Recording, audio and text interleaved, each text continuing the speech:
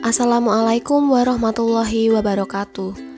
Anak-anak semuanya, hari ini kita akan kembali belajar mengenai cerita fantasi pada bab 2 Bahasa Indonesia kelas 7 semester 1. Nah, sebelum kita mulai pelajaran, pastikan kalian sudah siap untuk mengikuti materi kali ini ya.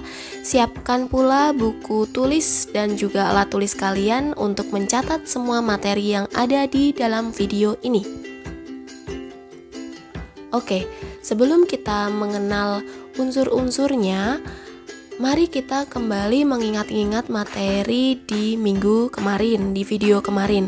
Nah, kemarin kita sudah membahas mengenai apa itu cerita fantasi. Jadi cerita fantasi termasuk ke dalam jenis cerita narasi yang lebih mengedepankan atau menonjolkan sisi khayal atau imajinasi dari suatu cerita. Oke, karena cerita fantasi itu termasuk ke dalam jenis karya fiksi, ya, karena dia cerita, pasti dia memiliki unsur-unsur cerita. Unsur-unsur cerita itu sendiri ada dua jenis, yaitu unsur intrinsik dan juga unsur ekstrinsik. Nah, sekarang dicatat baik-baik. Unsur intrinsik itu adalah unsur yang membangun cerita dari dalam. Jadi sebelum kita membuat suatu cerita, pertama kita ketika menulis itu kita harus memikirkan pembangun cerita itu. Nah, unsur yang membangun ini namanya unsur intrinsik. Kalau unsur ekstrinsik itu hanya menghubungkan antara cerita itu dengan situasi di luar cerita. Misal, cerita Malin Kundang itu kita hubungkan ke kenyataan.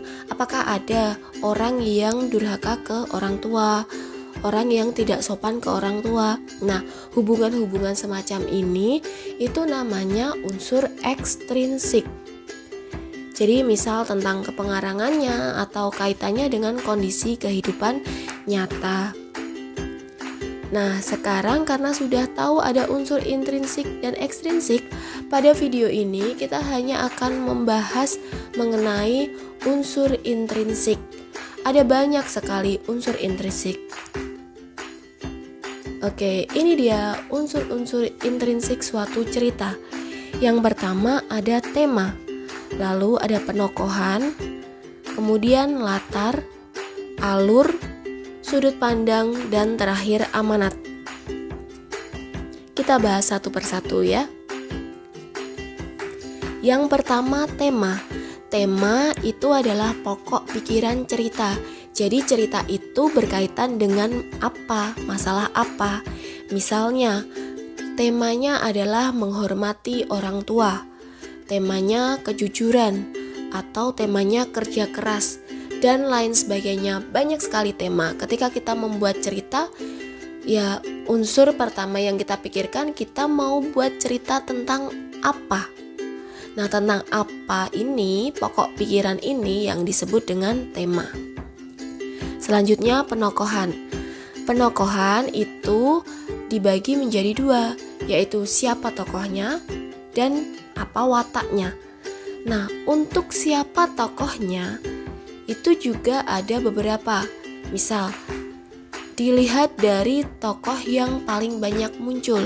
Nah, ini berarti ada jenis tokoh pemeran utama yang sering muncul dan tokoh pemeran tambahan atau kita bisa sebut sebagai figuran. Ini yang jarang muncul. Kalau dilihat dari sifatnya, ada tokoh yang jahat dan ada tokoh yang baik. Yang baik itu disebut dengan protagonis dan yang jahat antagonis. Sedangkan di penokohan juga ada yang disebut dengan watak. Watak itu apa sih? Watak itu karakter atau sifat tokoh dalam cerita. Mungkin wataknya suka menolong, wataknya egois, wataknya licik, atau wataknya mungkin pekerja keras. Nah, itu namanya watak. Selanjutnya latar. Latar ada 3. Latar yang pertama, latar tempat, yaitu di mana lokasi dalam cerita itu. Ada banyak sekali lokasi kejadian-kejadian di cerita itu. Nah, ini yang disebut latar tempat. Latar waktu kapan kejadiannya terjadi. Latar waktu itu bukan berarti harus pagi, siang, sore, enggak ya, bukan seperti itu. Tapi latar waktu juga bisa ditandai dengan misal pada saat hujan, itu juga termasuk latar waktu. Jadi tidak harus berupa pagi, siang, sore, seperti itu. Latar suasana itu seperti apa situasi kejadian-kejadian yang ada di dalam cerita. Misalnya kejadiannya pada saat bertengkar, berarti latar suasananya menegangkan. Kejadiannya pada saat dia menang lomba, berarti suasananya mengharukan atau menyenangkan. Nah, seperti itu. Selanjutnya, alur cerita. Alur cerita adalah bagaimana cerita itu berjalan.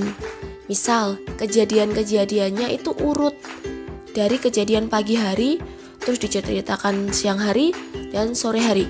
Berarti alur cerita itu rangkaiannya adalah maju. Nah, alurnya disebut sebagai alur maju. Rangkaian peristiwa berjalan ke depan, tidak ada flashback, tidak ada kejadian di masa yang silam atau yang sebelumnya. Kemudian yang kedua, mundur. Alur mundur adalah rangkaian peristiwanya berjalan ke belakang. Jadi, misal diceritakan hari ini dia sedih. Kemudian kenapa dia sedih? Ternyata kemarin ada kejadian sesuatu yang membuat dia sedih. Nah, diceritakan kejadian yang kemarin itu. Berarti ini alurnya mundur. Sedangkan yang ketiga, campuran. Rangkaian peristiwa mengalami perubahan mundur, kemudian kembali ke yang sekarang maju lagi. Jadi ada alur mundur ditambah alur maju. Ini menjadi alur campuran. Misal, ceritakan kejadian saat ini dia sedih. Terus diceritakan sedihnya kenapa? Ternyata ada peristiwa kemarin. Ini diceritakan, berarti kan sudah mundur. Nah, kemudian diceritakan lagi hari ini dia harus bangkit. Terus dia mendapatkan peristiwa yang menyenangkan. Berarti balik lagi ke sekarang dan maju. Berarti ini campuran karena kombinasi dari maju dan mundur. Selanjutnya, sudut pandang. Sudut pandang penulis adalah bagaimana peran penulis berada di dalam cerita itu. Misal dia penulis itu ikut menjadi tokoh di situ. Berarti kan ini ada tokoh yang namanya tokoh aku atau saya. Nah, ini berarti sudut pandangnya orang pertama. Sedangkan kalau semua tokoh tidak ada tokoh akunya atau saya, berarti penulis tidak ada di dalam cerita. Berarti ini orang ketiga. Amanat. Amanat adalah pesan yang bisa diambil dari cerita tersebut untuk bisa dijadikan contoh, bisa diteladani pembaca. Oke, saatnya kita mencoba latihan menganalisis unsur-unsur intrinsik dari cerita ini. Ini ada suatu cerita, saya ambil dari buku Bahasa Indonesia terbitan Kemdikbud. Ada versi lengkapnya, tapi ini saya hanya potong sebagian saja. Judulnya adalah Ruang Dimensi Alpha, karya Ratna Juwita. Silakan bisa dibaca terlebih dahulu cerita ini.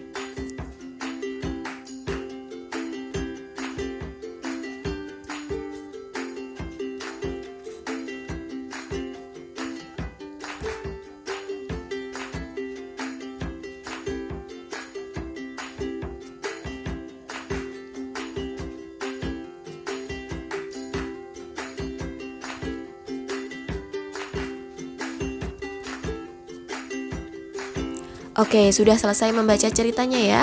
Sekarang kita akan coba analisis unsur-unsur intrinsiknya. Nah, ini dia jawabannya. Yang pertama, tema. Nah, di cerita itu kan si tokoh dan teman-temannya, mereka sedang membantu seorang manusia purba yang tersesat ke kehidupan sekarang dan ingin dikembalikan ke kehidupan di ruang dimensi yang lain. Nah, berarti temanya adalah kepedulian. Sekarang tokoh di situ ada tokoh aku yang sifatnya atau wataknya baik dan peduli. Tokoh tambahannya ada Ardi dan Erza. yang mereka juga sifatnya sebenarnya sama, peduli, yaitu lebih ke setia kawan terhadap tokoh aku.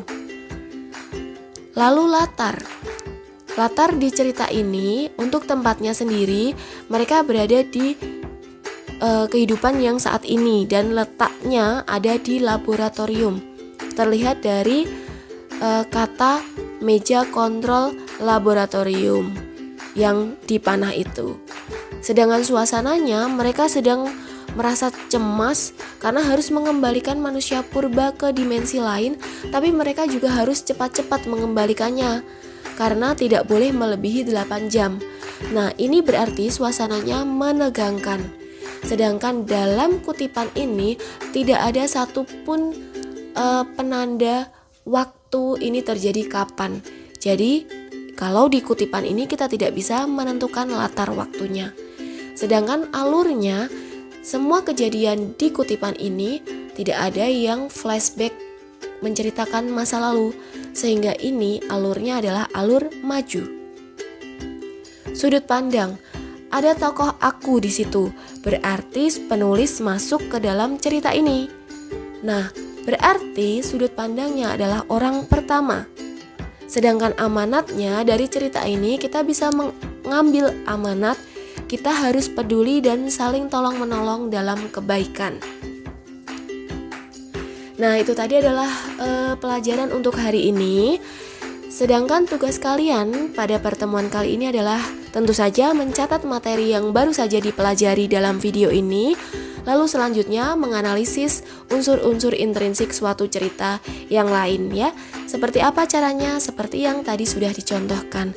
Terima kasih atas perhatiannya pada video ini. Sampai jumpa di pembelajaran selanjutnya. Wassalamualaikum warahmatullahi wabarakatuh.